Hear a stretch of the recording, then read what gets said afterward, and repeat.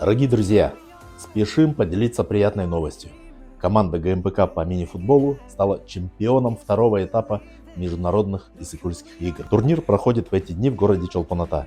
Более 500 спортсменов из Кыргызстана, России, Казахстана, Узбекистана и других стран соревнуются в таких видах спорта, как футзал, волейбол, бадминтон, фитнес-челлендж, перетягивание каната и пауэрлифтинг. Организатор — Республиканский совет добровольного физкультурно-спортивного общества профсоюзов Кыргызской республики.